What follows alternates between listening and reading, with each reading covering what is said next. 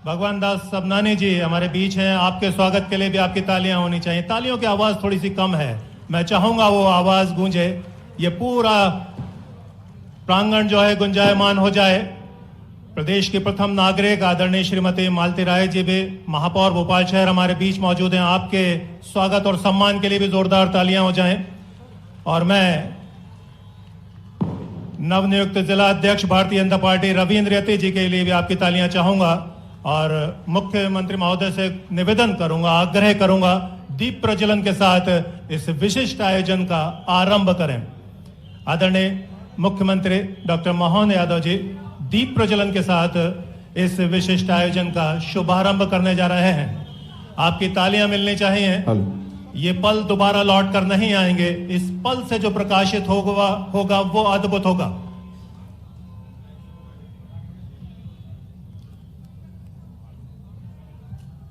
हरि ओम मा स्वस्ति न इंद्रो वृद्धस्रवाः स्वस्ति नः पूषा विश्ववेदाः स्वस्ति नस्तार्क्ष्यो अरिष्टनेमिः।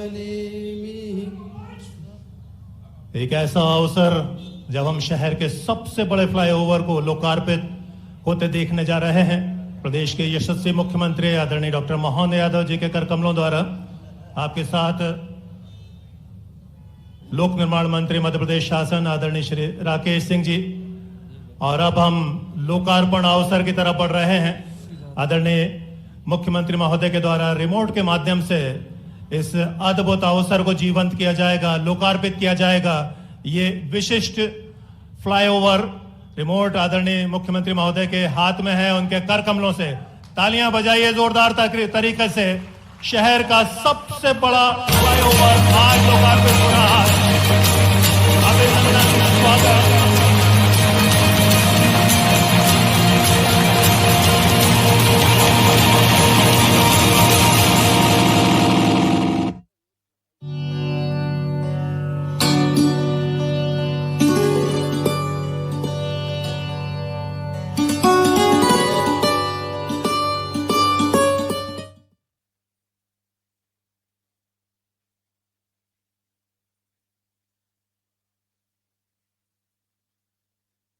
तो आपको बताते चले कि जीजी फ्लाईओवर का उद्घाटन सीएम डॉक्टर मोहन यादव करते हुए दिखाई दे रहे हैं, जिसकी तस्वीरें यहां पर दिखाई जा रही है। इस वीडियो के माध्यम से समझिए कि अब आखिर आने वाले समय में इस उद्घाटन के साथ ही लोगों के लिए जो आने जाने का समय है किस तरह से बचेगा, लोगों का जो सफर होगा वो सुगम हो जाएगा। काफी सहूलियत इस फ्लाईओवर के उद्घाटन के साथ होगी और अब जल्द ही इसका इस्तेमाल कर सकेंगे भोपाल के लोग।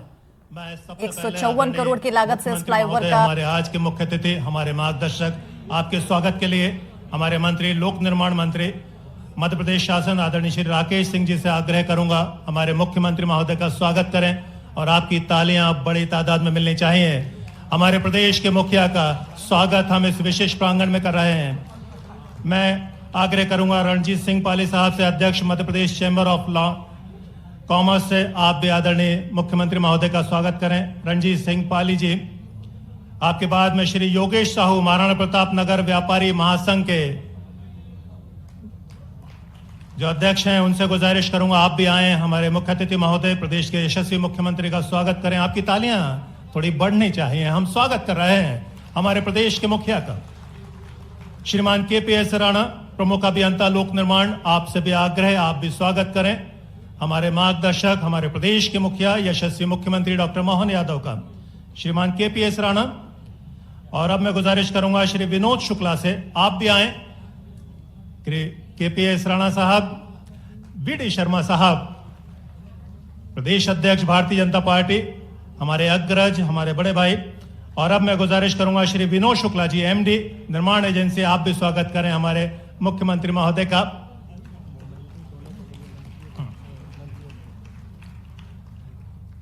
एक यादगार स्मृति चिन्ह देना चाहते हैं श्रीमान योगेश साहू और श्री रणजीत सिंह पाली जी। ये स्मृति चिन्ह है इस अवसर पर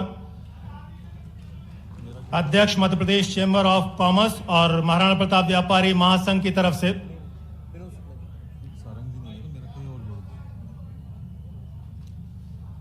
बहुत बहुत स्वागत, बहुत बहुत अभिनंदन। ये एक और स्मृति चिन्ह,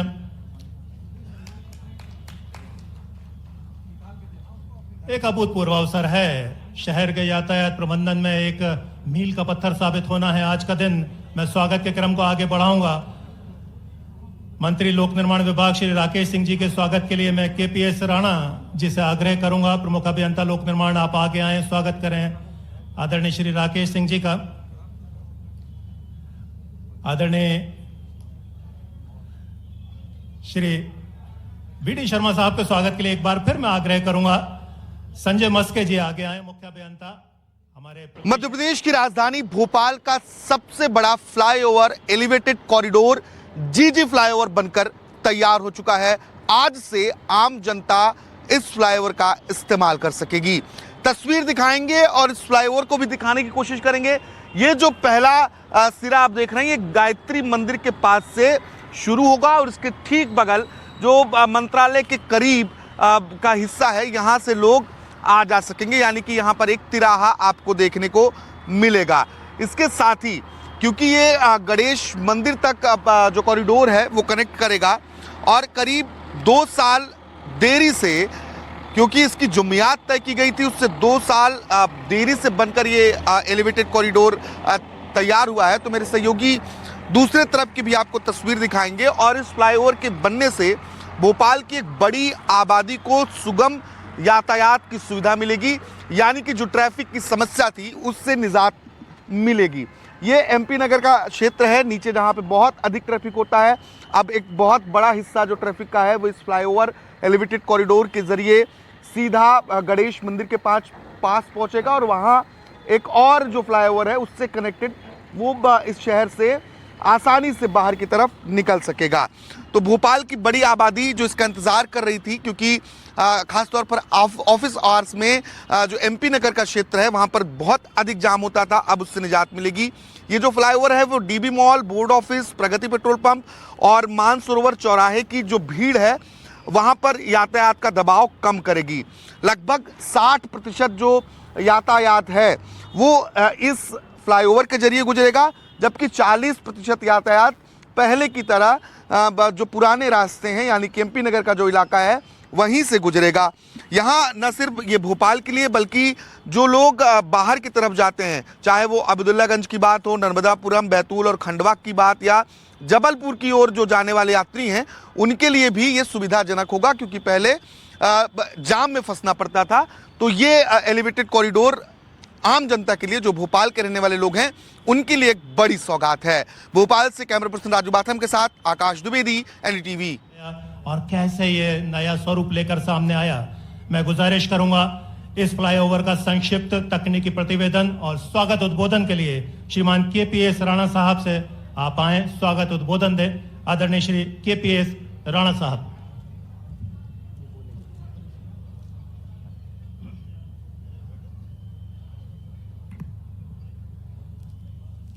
आज के कार्यक्रम के मुख्य अतिथि महोदय एवं विकास के प्रेरणा स्रोत माननीय मुख्यमंत्री डॉक्टर मोहन यादव जी एवं लोक निर्माण से लोक कल्याण हेतु कृत संकल्पित विभाग के माननीय मंत्री श्री राकेश सिंह जी, जो कि विभाग में निरंतर नवाचार कर रहे हैं। मंच पर उपस्थित माननीय मंत्री माननीय बीडी शर्मा जी, अध्यक्ष बीजेपी, मंच पर उपस्थित गणमान्य जनप्रतिनिधिगण एवं विधायक जी श्री भगवान दास सबनानी जी, माननीय श्रीमती मालती राय जी एवं उपस्थित सम्मानीय जनप्रतिनिधिगण, अधिकारीगण एवं आज के कार्यक्रम में पधारे हुए समस्त अतिथियों का लोक निर्माण विभाग की ओर से स्वागत एवं अभिनंदन करता हूँ।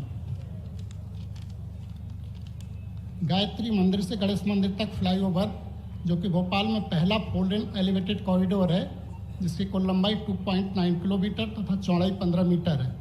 कार्य पर कुल लागत राशि 153.21 करोड़ आई है।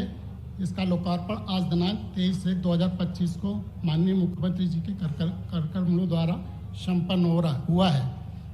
इससे भोपाल के रहवासियों को यातायात में सुविधा होगी तथा यातायात में लगने वाले समय एवं ईंधन की बचत भी होगी।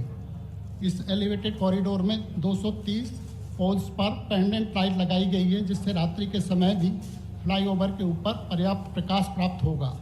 इन पोल्स के ऊपर प्रदेश में प्रथम बार किसी फ्लाईओवर के ऊपर मार्किंग लाइट सूचक लगाए गए हैं, जो कि फ्लाईओवर के 35 मीटर ऊपर तक किसी भी वायुयान हेलीकॉप्टर को संकेत प्रदान करेंगे। इन लाइट को विभिन्न रंगों में प्रदर्शित करने हेतु DMX कंट्रोल भी लगाए गए हैं। इसके अतिरिक्त एलिवेटेड कॉरिडोर के नीचे की ओर 190 ब्रैकेट लाइट लगाई गई हैं, जिससे नीचे के पहुंच मार्ग पर पर्याप्त प्रकाश की व्यवस्था भी होगी। एलिवेटेड कॉरिडोर के निर्माण से विद्यानगर, शक्ति नगर, कस्तूरबा नगर, साकेत नगर, दानिश नगर, आशमा मॉल, एम्स एवं अनेक रहवासी क्षेत्रों के साथ नर्मदापुरम जबलपुर मार्ग पर आने जाने वाले यातायात को सीधा, सुलभ, बाधा रहित आवागमन की सुविधा उपलब्ध होगी। निर्माण से DB मॉल, वार्ड ऑफिस, प्रगति पेट्रोल पंप, मानसरोवर चौराहे जैसे अति व्यस्त मार्गों पर यातायात का दबाव कम हो जाएगा।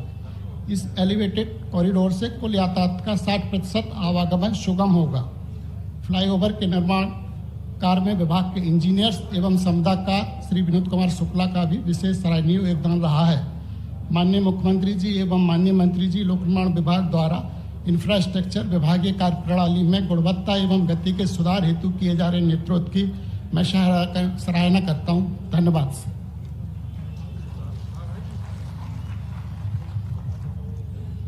एक बात तो तय है कि ये फ्लाईओवर, ये ओवरब्रिज हम लोगों के जीवन में बड़ा बदलाव लाने वाला है। बदलाव और भी आएगा जब तो 154 करोड़ की लागत से बना ये फ्लाईओवर, इसका शुरुआत आज से लोग इसका इस्तेमाल कर सकेंगे और लोगों को इससे कहीं ना कहीं फायदा होगा। इसी के साथ रुकेंगे बहुत छोटे से ब्रेक के लिए, जल्द हाजिर होंगे। और आइए आपको सीधे लिए चलेंगे भोपाल, जहां बीजेपी प्रदेश अध्यक्ष वी डी शर्मा क्या कुछ कह रहे सुनते हैं। मध्य प्रदेश के अंदर नए इंफ्रास्ट्रक्चर में आज गति देने का काम हमारे मुख्यमंत्री जी आदरणीय राकेश जी, हमारा पूरी सरकार इस काम में लगी है। इसलिए मैं माननीय मुख्यमंत्री जी को, आदरणीय राकेश सिंह जी को, पूरी उनकी टीम को और आप सभी लोगों को, जो हम सब लाभान्वित होने वाले हैं। व्यापारी वर्ग के लोग कह रहे थे कि सबसे ज्यादा लाभ हमें होने वाला है, तो आज उन लोगों ने भी मुख्यमंत्री जी का अभिनंदन किया है, क्योंकि ऐसे इंफ्रास्ट्रक्चर से समाज को जो लाभ मिलता है, आज ये पुल हम सबके लिए विकास की एक नई गति में अपनी भूमिका, पुल के माध्यम से भी जब चीजें ठीक से कन्वेंस ठीक होता है तो उसमें भी हमारी गति बढ़ती है। इसलिए मैं आज आप सबको बधाई, शुभकामना देता हूं और माननीय मुख्यमंत्री जी को पुनः उनका बहुत हार्दिक अभिनंदन। जय हिंद, जय भारत। विकास को नई गति मिलेगी और बेहतर होगा हमारा यातायात प्रबंधन। आदरणीय वी डी शर्मा जी के लिए एक बार दिल से तालियां बजाइए और इन तालियों को और बढ़ाइए। मैं चाहूंगा आखिरी कोने से बैठा हुआ व्यक्ति भी ताली बजाए, क्योंकि अब मैं हमारे मुख्य अतिथि, हमारे प्रदेश के मुखिया परम आदरणीय डॉक्टर मोहन यादव जी को आमंत्रित कर रहा हूं उनके आशीर्वचनों के लिए, उनके मार्गदर्शन के लिए। दिल से तालियां बजाएं कृपया एक बार, ये प्रांगण गूंजना चाहिए।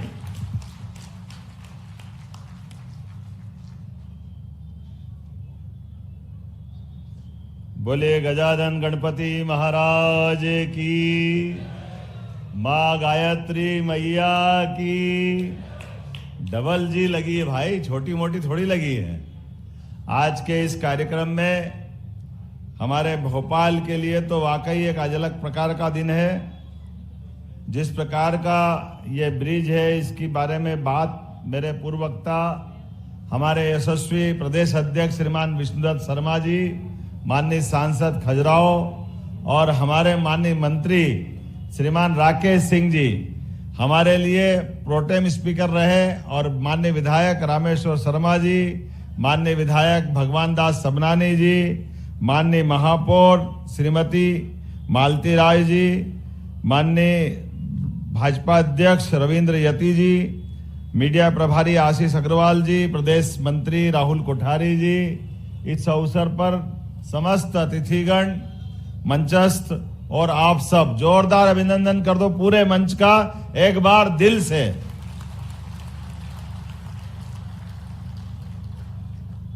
आज नेताजी सुभाष चंद्र जयंती है और नेताजी सुभाष चंद्र जयंती कई अर्थों में आज सार्थक हो रही है।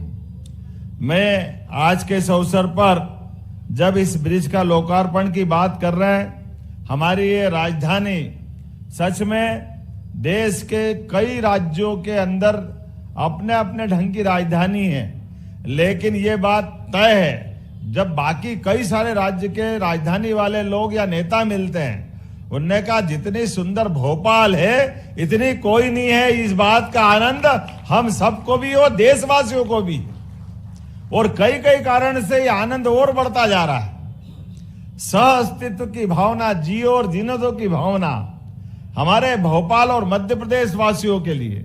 मैं बीते कल महाराष्ट्र की सांस्कृतिक राजधानी पुणे में था और पुणे में कई सारे लोगों ने कहा, बड़े पैमाने पर इन्वेस्टर समिट की जब यहां बात आ रही है तो कई सारे लोगों ने कहा है कि अब बदले दौर में जिस प्रकार का समय चल रहा है, वाकई में मध्य प्रदेश का समय आया है। ये समय की ही प्रतीक्षा थी। जोरदार अभिनंदन करें इस बात के लिए जब मध्य प्रदेश बहुत तेज गति से आगे बढ़ने वाला है और लगातार बढ़ रहा है। आज जब जैसे ब्रिज की बात करते हैं, ये ब्रिज वाकई में इतना बड़ा ब्रिज है और इतनी कठिनाइयों के बाद बना है। मुझे बताया गया है कि लगातार रात भर काम करना पड़ते, क्योंकि दिन में इतना समय इतना ट्रैफिक चलता था, एजेंसी काम ही नहीं कर पा रही थी। लगातार इन सारे बीचों में से, अपने इतने व्यस्तम मार्केट में से कोई ब्रिज बने तो वाकई कितनी परेशानी होगी। फिर कोलार पाइपलाइन की शिफ्टिंग हो, मेट्रो प्रोजेक्ट के अपने अलग कष्ट थे, लगातार इंक्रोचमेंट हुआ, ट्रैफिक का संचालन करना, लेकिन सारी चुनौतियों के बाद जब जागे तब सवेरा। हमें इस बात की आनंद है कि आज ये ब्रिज का लोकार्पण अगर हो रहा है तो हमारे लिए दो कारण से इसका और महत्व बढ़ता है। एक तरफ सुभाष चंद्र बोस, आज सुभाष जी की जयंती है, जो सुभाष सेतु से मिलेगा। जोरदार अभिनंदन करो, नेताजी सुभाष चंद्र बोस अमर रहे। जरा जोर से हुंकार भर के आवाज के साथ निकलना चाहिए, नेताजी सुभाष चंद्र बोस अमर रहे। तो एक तरफ नेताजी सुभाष चंद्र बोस का सुभाष सेतु से इसका मिलन होगा, एक तरफ वीर सावरकर सेतु, उससे इसका मिलन होने वाला है। वीर सावरकर, नेताजी सुभाष चंद्र बोस, ये वो महान व्यक्तित्व है आजादी के पहले। जैसे अच्छी जब परमात्मा समय देता है तो कई प्रकार की अनुकूलता बनाता है। 20वीं शताब्दी में हमारे पास एक से बढ़कर एक ऐसे नायक हुए हैं जिनके भरोसे से हम अपने उनके सबके जीवन के एक एक पक्ष को देखो तो वाकई लगेगा कि हाँ, ये हमारे देश के नायक है। अब नेताजी सुभाष चंद्र बोस जिनने तय किया कि मैं इस देश की आजादी के लिए लड़ूंगा, लेकिन देश के युवाओं का भी मान सम्मान बढ़ाते हुए और अंग्रेजों के लिए चुनौती देते हुए कि भारतीय खून हल्का नहीं है, भारतीय लोग हल्के नहीं है, इसलिए उनने तय किया। उस समय आज आईएएस की एग्जाम होती है, उसमें आईसीएस की होती थी, और आईसीएस की एग्जाम वर्तमान के भारत, अभी वर्तमान के पाकिस्तान, अफगानिस्तान, पूरे एशिया के कई देशों से मिलाकर के बच्चे उसमें बैठते थे और पास होकर के अंग्रेजों के अफसर बन करके राज शासनों की व्यवस्था, देश की व्यवस्था में काम करते थे। ऐसे में नेताजी ने कहा, ये अंग्रेज बहुत घमंड करते ना, ये परीक्षा में पास होने वालों को नौकरी देते, उनकी परीक्षा में भी पास होऊंगा और लात मार करके उनकी डिग्री को फाड़ के फेंकूंगा कि मुझे देश सेवा करना है और भारतीय लोगों का सम्मान बचा के रखना है। कोई सोच सकता 1923 में सुभाष चंद्र बोस ने ना केवल वो एग्जाम पास की बल्कि प्रावीण्य सूची में पास की, और प्रावीण्य सूची में पास करने के बाद भी उन्होंने अंग्रेजों की गुलामी नहीं की, कोई सरकारी नौकरी नहीं की, देशभक्ति की राह पे बढ़ते हुए लगातार अपने माध्यम से। और हमारा मध्य प्रदेश तो और आनंद में है। माननीय राकेश सिंह जी जबलपुर से आते हैं, हमारे अध्यक्ष जी की ससुराल भी जबलपुर है, माननीय विष्णुदत्त शर्मा जी की। हमारा जावालीपुरम, उस नगर में पूरे देश ने देखा और दुनिया ने देखा कि जनता के दिलों पे राज करने वाला नेता कैसे होगा, और उस जनता के अपने विश्वास के भरोसे से कांग्रेस के नेतृत्व के सामने देश की चुनौतियों को पहचानते हुए नेताजी सुभाष चंद्र बोस ने कांग्रेस के राष्ट्रीय अध्यक्ष का चुनाव लड़ा और हमें गर्व है वो सर्वाधिक मत से जीते गए। ये नेताजी सुभाष चंद्र बोस का अपना जनाधार था। लेकिन दुर्भाग्य के साथ कहना पड़ रहा है, कांग्रेस के कष्ट ये कि जब कोई अच्छा व्यक्ति उनके साथ खड़ा हो, वो अच्छे व्यक्ति को जब तक घर नहीं बिठा दे तब तक कांग्रेस चैन से नहीं बैठती। ये अतीत का कालक्रम है और कांग्रेस ने वही किया। अंततः नेताजी सुभाष चंद्र बोस जो चुनाव से जीते हुए थे, उनको इस्तीफा देके बाहर आना पड़ा। आज एक और महत्व की बात इसी आधार पर जोड़ता हूं, डॉक्टर भीमराव अंबेडकर जी को भी याद करो। अंबेडकर जी भी उसी परंपरा के वाहक है जिनने अपने सभी के साथ खास करके समूचे समाज के लिए समानता के अधिकार की लड़ाई प्रारंभ की। और नेताजी सुभाष चंद्र बोस ने अंग्रेजों के सामने से जिस प्रकार से लड़ाई प्रारंभ की, हमारे अंबेडकर जी ने अपने ढंग से लड़ाई प्रारंभ की। और जब देश की आजादी का मौका आया तो पाकिस्तान का भी विरोध किया अंबेडकर जी ने। अंबेडकर जी ने कई विषय सामने रखे, धारा 370 भी नहीं लगना चाहिए थी, लेकिन दुर्भाग्य से हमारे पहले प्रधानमंत्री जी ने ये सारे काम करते गए जिसका अंबेडकर जी ने विरोध किया। अंबेडकर जी ने संविधान बनाने में जो भूमिका अदा की, अंबेडकर जी की उस भूमिका को कौन भूल सकता है। लेकिन अंबेडकर जी के साथ भी अन्याय किया। जब मंत्रिमंडल में बनाने का मौका आया तो अंबेडकर जी को जिसकी योग्यता उनको थी, उद्योग मंत्रालय, लेबर डिपार्टमेंट, ये काम उनको नहीं दिया, उनको हल्का काम दिया। लेकिन उसके बाद भी उनको चुनाव भी नहीं जीतने दिया। आज कांग्रेस के लोग वोट के लालच में मध्य प्रदेश में आकर के महू से यात्रा निकालने का सपना देख रहे हैं। अरे भाई, पहले अपने पुराने पापों का हिसाब रख लो। आप अपने अंदर झांक के देखो, अंबेडकर जी के साथ जितना अन्याय कांग्रेस के लोगों ने किया। अंबेडकर जी लोकसभा चुनाव लड़ने गए तो अंबेडकर जी को चुनाव में हरवाया। उनकी पार्टी के 2 लोग लड़े के जीते थे, एक जगह उपचुनाव करवाया तो अंबेडकर जी फिर उपचुनाव लड़ने गए तो माननीय प्रधानमंत्री नेहरू जी वहां भी गए और वहां भी चुनाव हरवाया। अंबेडकर जी को जीते जी कोई पुरस्कार नहीं दिया, जो उनको हरा के चुनाव जीता उसको पद्म विभूषण दिया। ये कांग्रेस का काला कारनामा है। और आज ये बगुला भगत बनकर के सबके बीच में अंबेडकर जी का चेहरा लेके आ रहे हैं, शर्म आना चाहिए। मुझे गर्व है हमारे अपनी पार्टी पर यशस्वी प्रधानमंत्री श्रीमान नरेंद्र मोदी जी पे जोरदार अभिनंदन करो, जिनके माध्यम से अंबेडकर जी के 5 तीर्थ की स्थापना की। मुझे इस बात की प्रसन्नता है कि अंबेडकर जी को लेकर उनके जन्म स्थान पर भी हमने वो पवित्र धाम बनाने का प्रयास किया। अंबेडकर जी ने जहां दीक्षा ली उसका भी स्मारक बनाने का काम किया। अंबेडकर जी का जहां हमने उनका अपना जीवन का संघर्ष निकला, जहां उनने शरीर छोड़ा, जहां इंग्लैंड में पढ़ने गए, ये 5 स्थानों को पवित्र धाम बनाने का काम हमारी भारतीय जनता पार्टी और माननीय प्रधानमंत्री हमारे श्रीमान नरेंद्र मोदी जी ने किया। ऐसे में आज जब हम ब्रिज बना रहे हैं तो ब्रिज में अंबेडकर जी बीच में आते हैं, उनकी प्रतिमा थोड़ी इस आधार पे हम उनको स्मरण करेंगे कि अंबेडकर जी को लेके हमारी सबकी श्रद्धा अत्यंत है। इसलिए इस ब्रिज का नामकरण भी डॉक्टर भीमराव अंबेडकर करने की घोषणा करते हैं। अंबेडकर जी के इतने बड़े योगदान को अगर समाज याद नहीं रखेगा तो कौन याद रखेगा। भोपाल के साथ भी अन्याय किया सदैव। 56 से राजधानी बनी, लेकिन भोपाल को गांव बना के रख दिया। भोपाल के विकास के मामले में कोई योगदान नहीं। सच में कहा रामेश्वर जी ने, भोपाल के अंदर वीवीआईपी अगर वीआईपी रोड बनाया तो माननीय पटवाजी के टाइम पे बना। विकास के दरवाजे अगर खुले तो भाजपा के कारण से खुले। मुझे इस बात की प्रसन्नता है, ये ब्रिज भी हमारे समय बना और बहुत जल्दी जोरदार अभिनंदन करो, बेरागढ़ वाले ब्रिज का लोकार्पण भी करेंगे 1-1.5 साल के अंदर। ये भाजपा है, ये मेट्रो के पिलर, ये विकास के कारवां। और अभी इतना ही नहीं, मुझे बताया गया कि बावड़िया कला तरफ भी बहुत तकलीफ आती है। तो कल हमारी अहिल्या माता की सांस्कृतिक और उस समय की राजधानी होलकर महाराज की महेश्वर में कल कैबिनेट है, और जब कैबिनेट है तो कैबिनेट में हम कई निर्णय करने वाले हैं और कई निर्णय में एक निर्णय ये भी है कि बावड़िया कला में 180 करोड़ का नया ब्रिज बनाने की घोषणा की जाती है।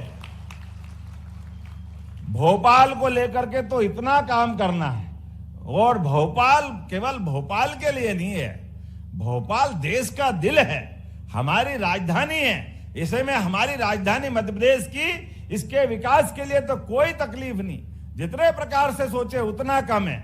मुझे इस बात की प्रसन्नता है, बहुत जल्दी राजधानी वृहद परियोजना का नक्शा भी आने वाला है और भोपाल केवल भोपाल नहीं, भोपाल के पास रायसेन, विदिशा, सीहोर सबको मिलाकर के चारों जिले मिलाकर के वृहद राजधानी परियोजना पे भी सरकार बहुत जल्दी बड़ी योजना लेकर आने वाली है।